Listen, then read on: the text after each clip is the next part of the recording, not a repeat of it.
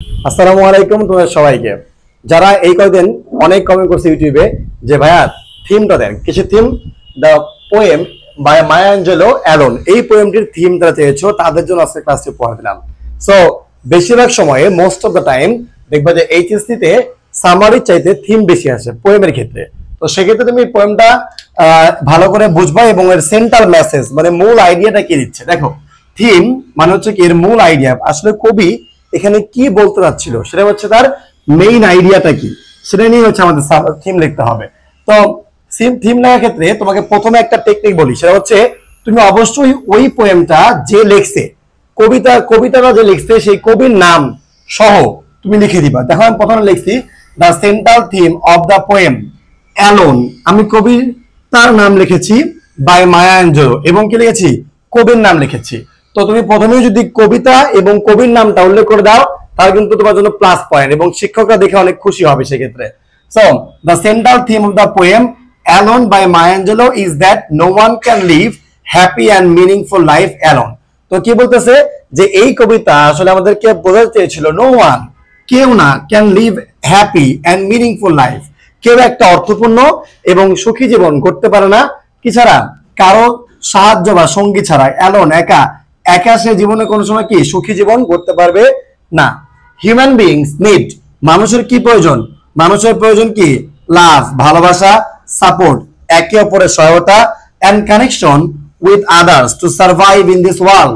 Survive মানে কি বেঁচে থাকা, এই পৃথিবীতে বেঁচে থাকতে মানুষের কি প্রয়োজন, মানুষের একে অপরের সহযোগিতা প্রয়োজন, সাপোর্ট, ভালোবাসা প্রয়োজন।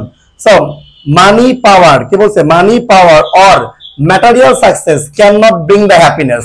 বলছে মানি, টাকা, সুখ অথবা এই যে পৃথিবীর যত সফলতা কান্ট ব্রিং দ্য হ্যাপিনেস, তারা কি করতে পারে না, সফলতাকে করতে পারে না।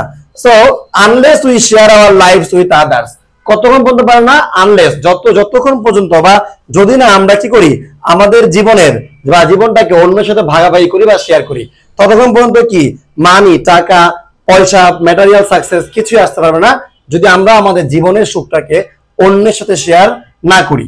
তারপরে দেখো কি লিখছে, দ্য পোয়েম টিচেস আস, এই কবিতা আমাদেরকে শিখিয়েছে, কি শিখিয়েছে, দ্যাট টুগেদারনেস, একত্র থাকা, মেক্স লাইফ মিনিংফুল, জীবনকে কি করে তোলে, এটা অর্থপূর্ণ করে তোলে, অর্থপূর্ণ।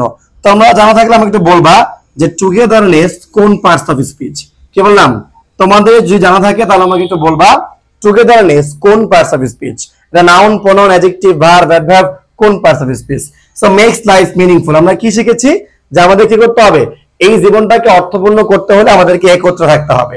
The central message is that, তাহলে মূল বার্তাটা কি, that we are stronger together than alone, আমরা একার চেয়ে যদি আমরা একত্র থাকি তাহলে কিন্তু আমরা সবাই কি অনেক স্ট্রঙ্গার, শক্তিশালী হয়ে উঠি। যেমনটা আমরা পড়লাম কি ইউনিটি ইজ স্ট্রেংথ, এই কমপ্লেক্স স্টোরিতে, right.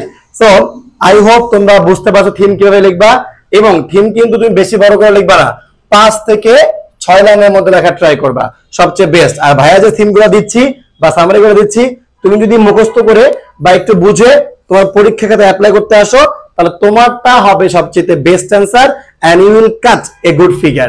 Thank you everyone, and পরবর্তী ভিডিওর জন্য অপেক্ষা করো যতক্ষণ পর্যন্ত আমরা বাকি কবিতার সামারি বা থিম এবং ওই কবিতা অ্যানালিসিস না করতেছি। Till then take care of yourself.